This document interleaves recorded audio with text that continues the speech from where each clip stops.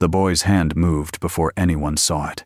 Not a wave, not a reach, something else entirely. It happened in the kind of place where people stop paying attention, an airport terminal at 9:47 a.m., where coffee smells compete with jet fuel, and 1,000 strangers move like they've already forgotten you exist. The loudspeaker crackled overhead, announcing delays in 3 languages. Wheels clattered across tile. Voices overlapped into white noise. The boy heard none of it. His head stayed down. Eyes locked on the scuffed floor tiles, counting cracks maybe, or just refusing to see what was coming next.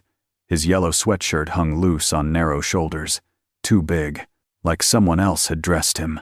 The woman beside him walked with purpose, not rushed, not slow. The kind of confidence that comes from knowing exactly where the cameras are and how to smile just beneath them. Her hand rested lightly on the boy's shoulder, casual, maternal, practiced, but her fingers never moved. They just sat there, claiming. That's when the dog noticed. He'd walked this terminal 600 times, maybe more. His handler kept count of the shifts, not him. What the dog counted were patterns, the way fear changes how people breathe, how guilt smells sharper than sweat, how a child's heartbeat sounds different when they're pretending to be calm. This boy's heart was hammering. The dog's ears rotated forward, a subtle pivot that his handler would recognize later, when he replayed this moment in his mind 1,000 times, wondering what he'd almost missed. The leash tightened. Just a fraction. Enough. Easy, the handler murmured, not stopping, trusting the dog's training over his instinct. They were 30 feet away, closing the distance toward the security checkpoint. Standard patrol. Standard morning.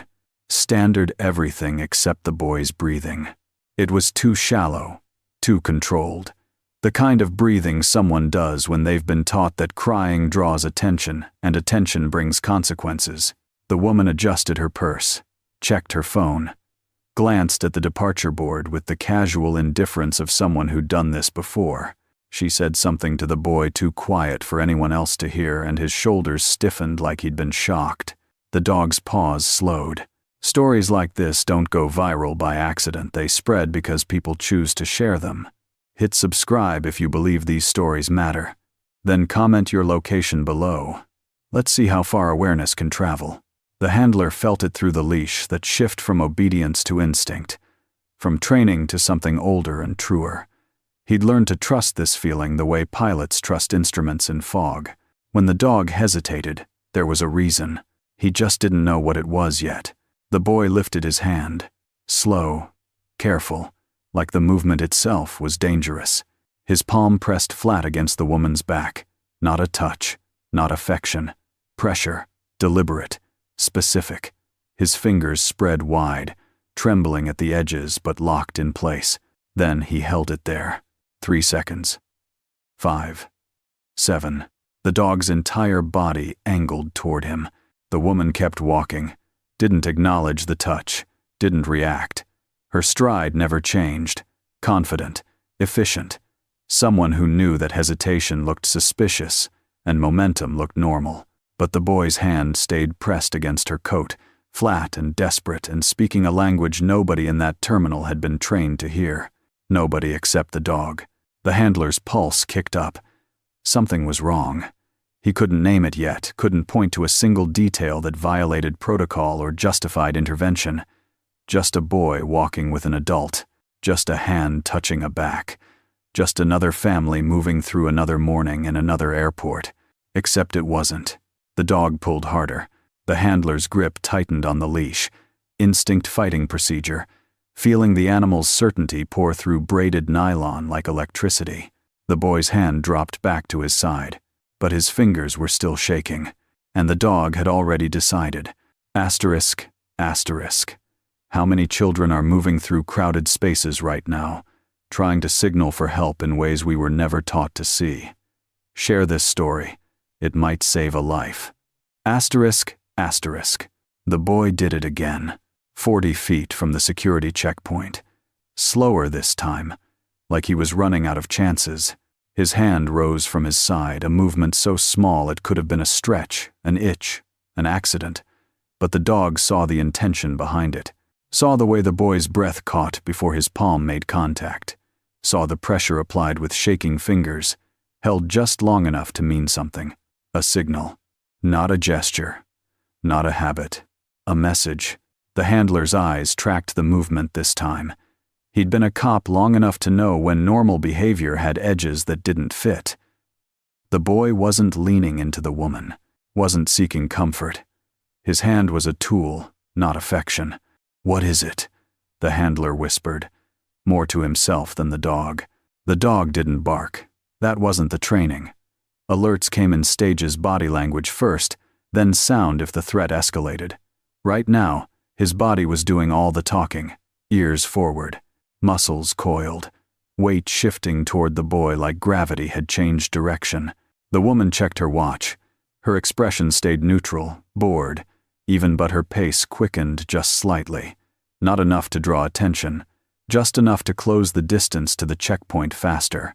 The boy's hand pressed harder this time. The tremor in his fingers spread to his wrist, his arm, his whole body fighting to stay still while his hand screamed for someone to notice. The woman felt it. The handler saw her spine straighten, saw the micro-correction in her posture, but she didn't look down. She'd felt this before. That realization landed in the handler's chest like a stone. The dog growled. Low, barely audible beneath the terminal noise, but final. The handler's training told him to keep moving. False alerts happened. Kids touched adults all the time. This could be nothing. Probably was nothing. Intervening without cause meant paperwork, complaints, accusations. But the dog's instinct didn't care about paperwork. The security line was 15 feet ahead. The woman had her documents ready. The handler could see the edge of a passport in her hand, appearing like a magician's trick, perfectly timed. The boy's eyes flicked up, just once, just for a heartbeat, and in that fraction of a second, the handler saw what the dog had been sensing all along. Terror. Not the kind that came from tantrums or tiredness. The kind that came from knowing exactly what would happen if he made the wrong choice. The kind that had been taught through repetition and consequence. The boy's hand dropped again. The checkpoint officer waved them forward. The woman smiled, bright, effortless, rehearsed, and stepped toward the uniformed official with the ease of someone who'd passed through gates like this 100 times before.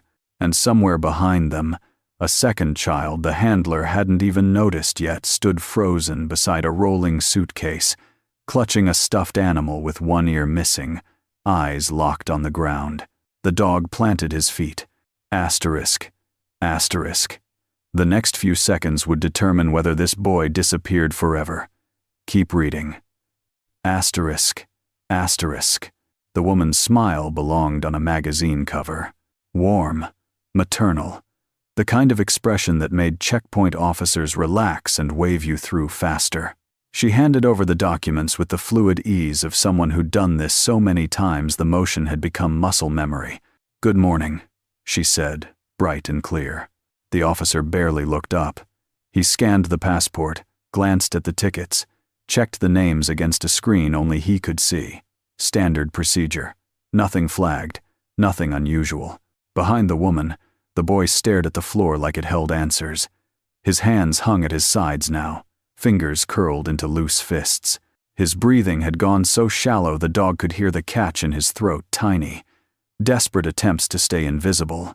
The second child stood 3 feet back, partially hidden behind a black rolling suitcase covered in stickers from places they'd probably never been. Smaller, younger maybe, or just more afraid. The stuffed animal in their arms had seen better days, fabric worn smooth from too much holding, one button eye hanging by a thread. The handler noticed them for the first time and felt something cold slide down his spine. 2 children, not one. The woman had said nothing about a second child, hadn't gestured toward them, hadn't acknowledged their existence. They were simply there, like luggage, expected to follow, expected to stay quiet, and they had. The dog's attention split. His gaze moved between the boy in the yellow sweatshirt and the smaller child behind the suitcase, calculating threat vectors the way only animals can, not through logic, but through the raw certainty that something in this scenario violated the natural order. Pack animals protect the young. Always. It's wired deeper than training, older than language. These children weren't being protected. They were being moved. The checkpoint officer handed the documents back. Gate 47. Boarding starts in 20 minutes. Thank you, the woman said, already turning, already moving, fingers tightening on the boy's shoulder in a way that looked affectionate but felt like a command. The boy's feet stayed planted for half a second too long. The woman's grip tightened. He moved. The handler's hand flexed on the leash. His partner, Officer Reeves, 22 years on the force, 3 commendations, 0 tolerance for hunches that didn't come with evidence, was somewhere near the arrivals terminal. Backup was 2 radio calls away. Procedure dictated observation unless there was clear probable cause. But the dog wasn't bound by procedure. The dog knew. The handler watched the woman guide both children toward the security conveyor belt. Shoes off, bags on the belt, the choreography of air travel that everyone knew by heart. The boy moved mechanically, placing his backpack in a gray plastic bin with the robotic precision of someone following instructions they'd been drilled on. The smaller child hesitated. The woman's hand appeared on their back, not gentle, not harsh, just firm, and they stepped forward, placing the stuffed animal on the belt like they were surrendering something irreplaceable. The dog's growl deepened. It wasn't aggression. The handler knew his partner's sounds the way married couples know each other's breathing. This was refusal. A line drawn in the sand. People in the security line glanced over. A businessman in a gray suit, a college student with headphones, a mother with a toddler on her hip. They saw a dog acting up, an officer losing control of his animal, a minor disruption in the smooth flow of their morning. None of them saw what the dog saw. The woman stepped through the metal detector. Clean, no alarms. The boy followed, and that's when the dog made a choice that had nothing to do with training, and everything to do with the kind of courage that doesn't wait for permission. He barked. Once. Loud. Sharp. Final. The terminal went silent. Asterisk, asterisk. In that single bark, everything changed. But would it be enough? Asterisk, asterisk. Conversations died mid-word. Heads turned in unison, drawn by the sound of something breaking protocol. A police dog didn't bark without reason. Everyone knew that. The businessman lowered his phone. The college student pulled off her headphones. The mother with the toddler took a half-step back, instinct overriding logic. The handler felt the familiar burn of embarrassment that came with a public alert. Every eye in the security area locked onto him, waiting for an explanation, an apology, a quick resolution so they could return to their lives. But the dog didn't back down. He moved instead one deliberate step sideways, then another, positioning his body between the boy and the security exit, a wall of muscle and absolute certainty. His tail stayed level. His ears stayed forward. Every line of his posture said the same thing. No one is leaving. Ma'am, the handler said, voice steady despite the adrenaline flooding his system. I need you to step aside. The woman's smile flickered. Just for a heartbeat. Just long enough for the handler to see the calculation happening behind her eyes, assessing angles, weighing risks, deciding how far to push innocence before it became suspicious. Is there a problem, officer? Her tone landed perfectly between confused and cooperative. We're running late for our flight. The handler noted the pronoun. Our. Possessive. Claiming ownership of the moment. The children. The narrative. This won't take long, he said. Around them, security personnel were already moving. 2 TSA agents closed in from the left. Another officer, younger, less experienced, hand hovering near his radio, approached from the right. The machinery of authority clicking into place, slow but inevitable. The woman's smile hardened at the edges. These are my children. We've already been through screening. She gestured at the metal detector behind her as if it were evidence, as if passing through aluminum arches made her claims true. My children. The word landed like a stone. The handler's gaze dropped to the boy. Son, is this your mother? The boy's entire body went rigid. The woman's hand moved to his shoulder again too fast, too firm, and her voice took on a sharper edge. "He's shy around strangers. We really need to. Ma'am, please remove your hand." Her fingers lifted slowly, reluctantly, like she was releasing something that might run. The dog growled again. Not at the woman this time, at the space between her and the children, at the invisible line she kept trying to cross. The second child whimpered a tiny, choked sound that barely escaped their throat. The handler looked down and really saw them for the first time. Saw the way they stood frozen. Saw the death grip on the worn stuffed animal. Saw the way their eyes stayed locked on the floor like looking up was dangerous. "We're going to need to ask you some questions," the handler said. Privately. The woman's mask finally cracked. "This is discrimination," she snapped. "I have rights. My lawyer will. This way, please." The crowd parted. The woman protested, voice rising, words tumbling over each other in practiced outrage. But she walked, and the dog stayed between her and the children. Asterisk, asterisk. They were away from the crowd now, but away from witnesses. The truth could be buried, or spoken. Asterisk, asterisk. The door closed with a soft click. Just like that, the noise vanished. No announcements, no rolling luggage, no overlapping conversations creating that constant airport hum. Just silence, dense and suffocating, pressing in from all sides. The room was small. White walls, gray table, 4 plastic chairs designed to be uncomfortable. A security office repurposed as an interrogation space, sterile and forgettable. The kind of room where truth either emerged or got buried under procedure. The woman sat with her back straight, posture perfect. Hands folded on the table like she was waiting for a business meeting to start. Her face had reset calm now, controlled. The flash of anger tucked back behind that practiced maternal warmth. "I don't understand what this is about," she said, measured, reasonable. "We've done nothing wrong." The handler stood near the door, the dog seated at his side, eyes locked on the boy. 2 TSA agents flanked the table. Another officer stood in the corner, arms crossed, expression neutral. "We just have a few questions," one of the TSA agents said, pulling out a small notebook. Routine. Nothing about this was routine. The boy sat in a chair that made him look even smaller. His hands gripped the edge of the seat, knuckles bone white. He hadn't looked up since they'd entered the room. Hadn't spoken, hadn't moved except to breathe, and even that seemed like a decision he was constantly reconsidering. The second child sat beside him, the stuffed animal clutched against their chest like a shield. "Let's start simple," the agent said. "What are your names?" The woman answered before either child could speak. "This is Michael. This is Emma." The names came out smooth, instant, no hesitation. The handler watched the boy's hands tighten on the chair. "And your relationship to them?" "I'm their guardian. Temporary custody during a family emergency."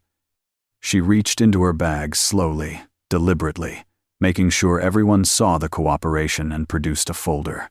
Documents slid across the table. "Everything's in order. You can check." The agent picked up the papers, scanned them, frowned. "These look legitimate," he said, glance flicking to his partner. The woman's smile returned. "Because they are. Now, if we could, where are you traveling to?"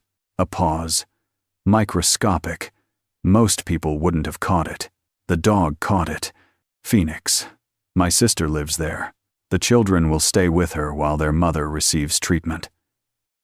The story flowed like water, smooth and complete, every detail in place. What kind of treatment? Another pause. Longer this time. Rehabilitation. Substance abuse. She said it softly, apologetically, like she was ashamed on behalf of someone else. Like this was a family tragedy she'd rather not discuss. The handler noticed the way the boy's breathing changed. Faster, shallower. Not the reaction of a child hearing truth, but the reaction of someone listening to a lie they'd heard too many times. "Son," the handler said gently, kneeling so he was eye level with the boy. "Is what she's saying true?" The boy's lips parted, closed. His whole body trembled. The woman leaned forward. "He's confused. This has been very traumatic for them. Their mother. Ma'am, please let him answer. Silence filled the room again. Heavier now. Expectant. The kind of silence where everything balanced on the edge of a single word.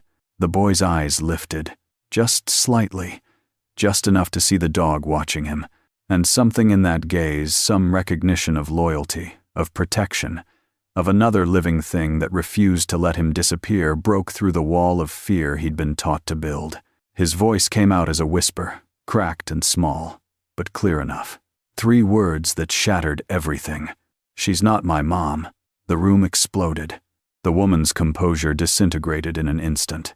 Chair scraped back. Voice rising. Accusations flying. Threats about lawyers and lawsuits, and how dare they traumatize children with these questions. But beneath the noise, beneath the fury, the handler heard something else. Desperation. Not the desperation of innocence wrongly accused. The desperation of a plan collapsing. Asterisk, asterisk. The boy had finally spoken, but what he'd revealed was just the beginning. The real question was, who had given these children to her? Asterisk, asterisk. The woman's rage filled every corner of the room. She stood now, hands slamming against the table, words pouring out in a torrent of rehearsed indignation, accusations of harassment, threats of lawsuits, demands to speak with supervisors. The performance was flawless, every gesture calculated to overwhelm, to confuse, to make the authorities second-guess their instincts. But the boy had already spoken. 3 words that couldn't be unsaid. She's not my mom. The handler stayed kneeling beside the boy's chair, one hand resting gently on the dog's back. The animal hadn't moved, hadn't reacted to the woman's explosion. His entire focus remained on the children, as if nothing else in the room mattered. That's a lie, the woman snapped, whirling toward the boy. Michael, tell them you're confused. Tell them. His name's not Michael, the smaller child whispered. The room went still. All eyes turned to the second child, the one who'd been invisible until now, tucked behind luggage and fear, and the assumption that silence meant consent. The TSA agent set down his pen. What's his name? The smaller child's voice trembled. I don't know. She never told us. The woman's face drained of color. Not slowly. All at once. Like watching a mask dissolve in real time. Check the documents again, the handler said quietly. The agent picked up the folder, spread the papers across the table. Birth certificates, custody transfer forms, medical records. Everything perfectly formatted, officially stamped, legally sound. Too perfect. These are real, the agent said, confusion edging into his voice. Everything checks out. Signatures, court seals, case numbers. The handler's stomach dropped, because that was worse. If the documents had been forged, this would be simple. A crime, an arrest, a clear villain. But if they were real, if the system itself had authorized this, then the problem wasn't one woman in an airport. It was the machinery that had put her there. Run the case numbers, the handler said. Call the issuing court. The agent pulled out his radio. Voices crackled through static. Codes exchanged. Minutes stretched like hours. The woman had gone quiet now. Not calm. Not defeated. Calculating. The boy lifted his head for the first time since he'd spoken. His eyes found the handler's, then dropped to the dog. The animal's tail moved just slightly, a gentle wave that said, "You're safe now." The boy's shoulders sagged. Relief and exhaustion pouring through him in equal measure. The radio crackled back to life. Documents are verified. Case file shows emergency custody transfer judge signed off 3 days ago. Legal basis. Parental endangerment. Temporary placement with approved guardian pending family reunification assessment. The words landed like stones. Legal. Approved. Authorized. The handler felt something colder than anger settle in his chest. This wasn't a kidnapping. Not in the legal sense. The children had been handed over through official channels, stamped and sealed and filed away in a system that measured safety in paperwork instead of pulse rates. Who filed the custody petition? The handler asked. Another pause, more static. Agency name is Family Transition Services, private contractor. The woman's expression shifted. Not fear anymore, confidence returning, because she knew what the handler was beginning to understand. She hadn't stolen these children. She'd been given them. And somewhere, in the vast machinery of bureaucracy, someone had decided that was legal. Asterisk, asterisk. The law said she was right, but every instinct said she was wrong. What happens when the system itself is broken? Asterisk, asterisk. The handler stood slowly, pieces clicking into place with sickening clarity. "You're a courier," he said. The woman's lips pressed into a thin line. She didn't confirm it. Didn't need to. The truth was written in the way her panic had evaporated the moment the documents were verified. "I'm a licensed guardian," she corrected. "Everything I've done is legal. You have no grounds to hold me." The agent looked between the woman and the children, procedure colliding with conscience in real time. If the documents are legitimate, they are. Then technically, we can't detain her without. "Those children are terrified of her," the handler interrupted. "That's not a crime." The woman's voice had shifted into something harder now, the maternal warmth completely gone. "Children are often upset during custody transitions. It's documented. Expected. The courts account for it." She was right. The handler knew she was right, and that knowledge felt like swallowing glass, because this was worse than a crime. Crimes had clear villains, clear victims, clear solutions. This was something more insidious, a system designed to move children quickly, efficiently, with just enough oversight to look legitimate and just enough gaps to hide what was really happening. "How many?" the handler asked quietly. The woman smiled. No warmth, no pretense. "How many what?" "How many children have you moved?" She picked up her bag, straightened her coat. Every movement, deliberate, confident. The confidence of someone who knew exactly how much protection the law provided. "I'm a professional. I follow protocol. If you have concerns about the custody transfer process, I suggest you file a complaint with Family Services." She turned toward the door. "Unless you're charging me with something." The silence that followed was its own answer. The handler's hand tightened on the dog's leash. Every instinct screamed to stop her, to block the door, to refuse to let this walk away.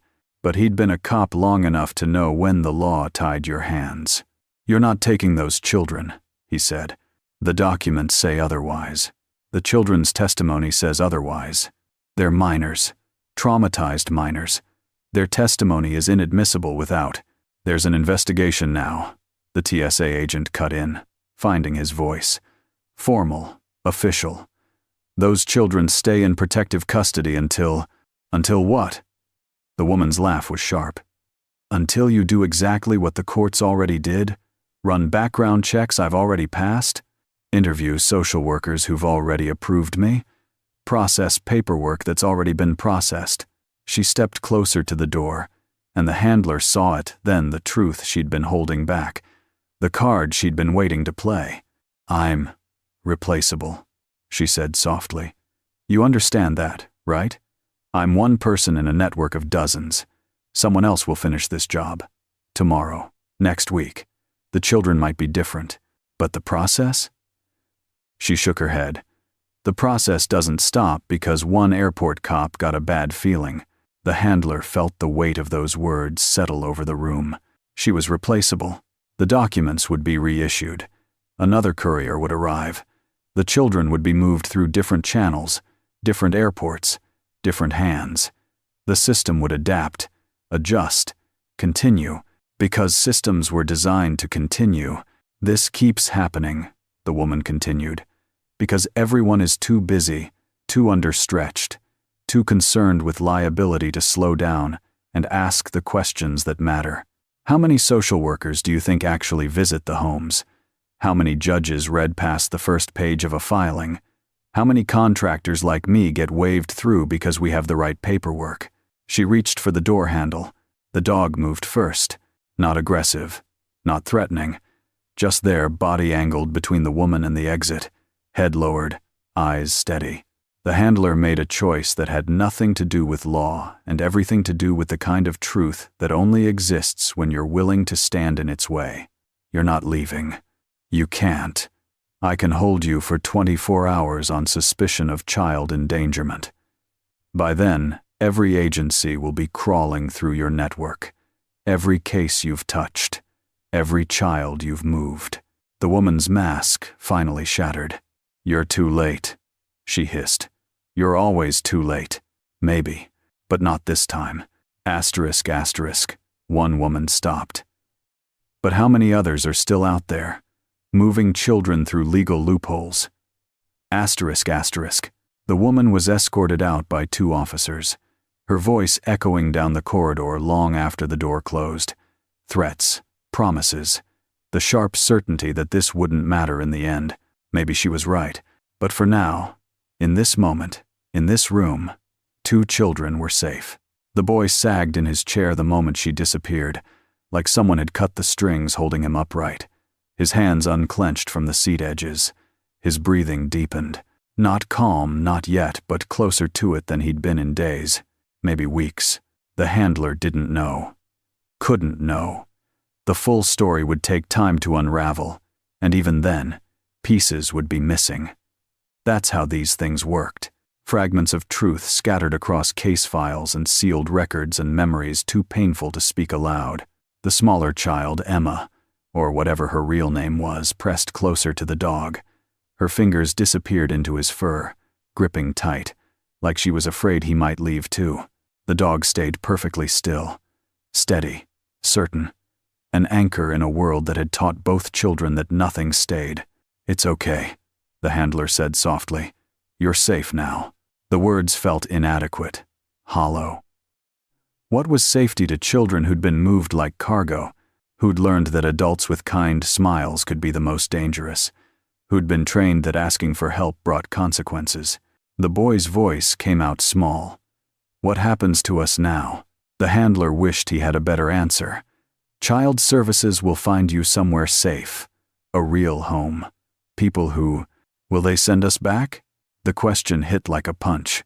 Back, to wherever they'd come from, to whatever situation had been bad enough that the system decided intervention was necessary but not bad enough to get it right. No, the handler said, hoping it was true. Not until you're safe. Not until someone makes sure. The boy nodded but didn't look convinced. He'd probably heard promises before. Probably learned that adults meant well until it became inconvenient, until the paperwork got complicated, until someone decided that closing a case was more important than checking if it was closed correctly. A social worker arrived 20 minutes later. Young, tired, carrying a folder that was already too thick.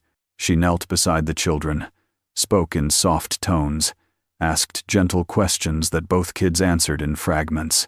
The handler watched the dog refuse to leave their side, watched the way the smaller child's grip stayed locked in his fur, watched the boy's eyes track every movement in the room, still waiting for the moment when safety would be revoked. Can they keep the dog? The handler asked quietly. The social worker blinked. What? For a little while, until they're settled. He's trained for this comfort, stability. They trust him. She looked at the children, at the dog, at the way both kids had oriented themselves around the animal like he was the only solid thing in a world of variables. I'll ask, she said. It's irregular. Everything about this was irregular. But regulations were what had allowed 2 children to be handed to a courier in the first place. Sometimes irregular was the only thing that worked. The social worker gathered her things, promised to return soon, promised the children would be placed somewhere kind. Promises stacked on promises, fragile as paper. The boy stood slowly, one hand reaching down to rest on the dog's head. Thank you, he whispered. The handler nodded, throat tight. Later, after the children had been escorted out, after the paperwork had been filed, after the terminal returned to its normal rhythm of departures and arrivals, the handler would learn one more thing. The silent signal the boy had used wasn't in any training manual. It had been taught by someone who'd cared enough to prepare children for a moment just like this. Someone who'd known the system would fail, and had given them a way to ask for help anyway. Asterisk, asterisk. The boy was saved. But he'd learned that signal from someone, which means others know it too. Others still waiting. Asterisk, asterisk. The handler learned about the signal 3 days later, not from official reports, not from the investigation that was slowly dismantling family transition services piece by bureaucratic piece, from a phone call with a woman named Angela Torres, who'd volunteered at a group home 4 years earlier and heard what happened in the airport. "I taught them that," she said, voice quiet over the line. The hand signal, flat palm against someone's back. It was after another child disappeared. The handler sat at his kitchen table, phone pressed to his ear, the dog resting at his feet. Disappeared? During a custody transfer. Everything looked legitimate. Documents signed, caseworkers involved. The child was supposed to go to temporary foster care, while the courts sorted out a family situation. A long pause. They found her 6 months later. Different state, different name. The people who had her weren't on any official registry. The handler closed his eyes. The authorities said it was a clerical error, Angela continued, bitterness seeping through. Wrong address on the transfer paperwork. The child ended up with someone who'd intercepted the placement. By the time anyone realized, the case had been closed. Too many other kids waiting. Too few social workers to follow up. How many children were in the group home? 37. And I thought. Her voice caught. I thought if something like that happened again, they needed a way to ask for help. Something quiet.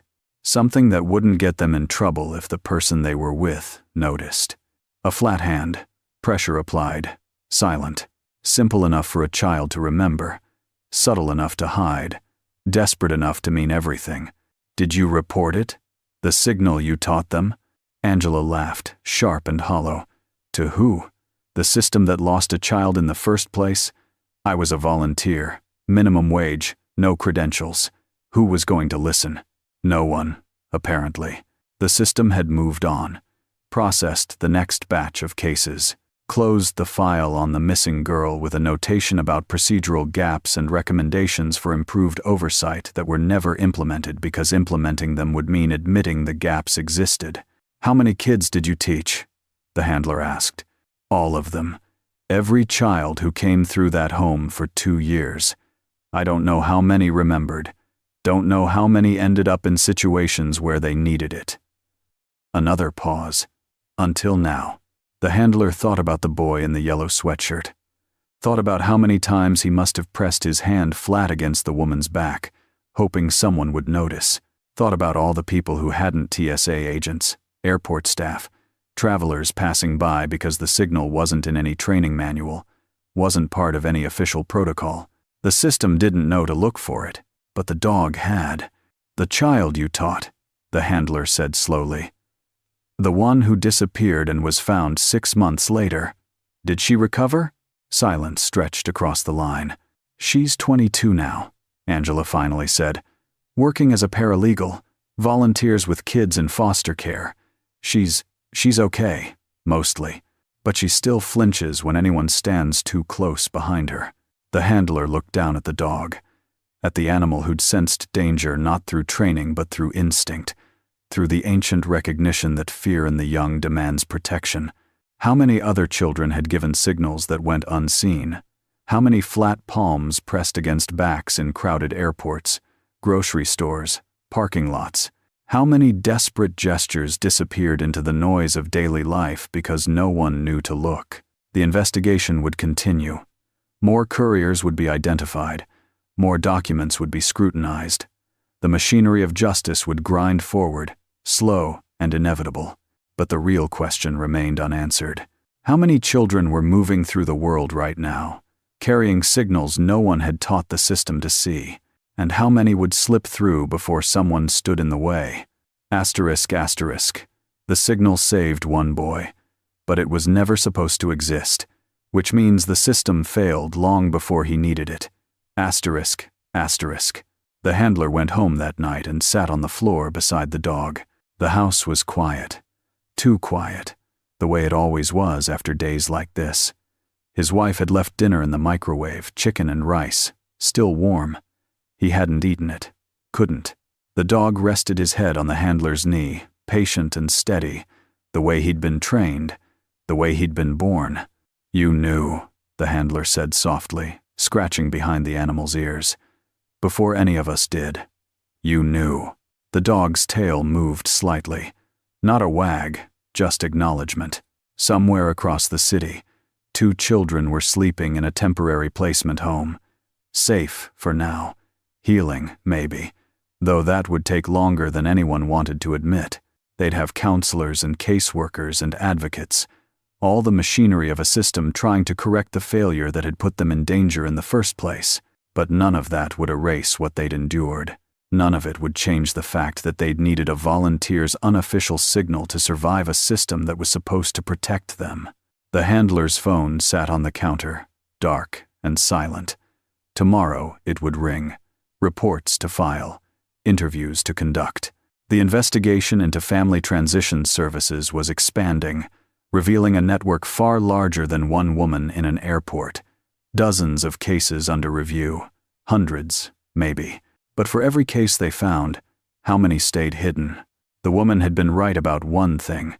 She was replaceable. Arrest her, and someone else would step in. Close one loophole, and another would open.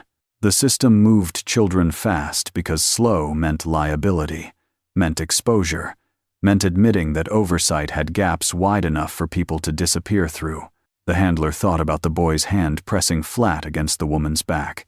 Thought about the courage it took to signal for help when help had already failed you. Thought about the smaller child clutching a stuffed animal with one ear missing, standing frozen beside luggage, invisible to everyone except the dog. How many times had that scene played out without interruption? How many children had boarded planes, crossed state lines, disappeared into futures that were neatly documented and permanently wrong? The handler stood slowly. The dog rose with him, always in sync, always ready. Tomorrow the terminal would open again. Lines would form, documents would be checked, families would travel. And somewhere in that flow of normal life, another child might be deciding whether to risk a signal that most people didn't know existed. The system would continue. Fast, efficient, measured by metrics that tracked case closures instead of safety, staffed by people who meant well but worked under crushing loads that made slowing down feel impossible. But some truths only move when something stands in the way. A dog who trusted instinct over training. A handler who chose conscience over procedure. A volunteer who taught children a signal the system refused to see. The handler looked at the dog, at the steady calm in those dark eyes, and felt something settle in his chest. Not peace, not satisfaction. Something quieter and more enduring. Responsibility. Because now he knew. Knew what to look for. Knew that legitimate paperwork could hide illegitimate harm. Knew that children moved through the world carrying signals meant for anyone willing to notice. Tomorrow he'd return to the terminal. Tomorrow he'd watch for the signs others missed. And tomorrow, somewhere, another child might lift their hand. The question was simple, unbearable, impossible to ignore. Would anyone see it? Asterisk, asterisk. This story is real. The signal is real. And right now, somewhere, a child is waiting for someone to notice. Share this. Watch for the signs. Stand in the way. Asterisk, asterisk.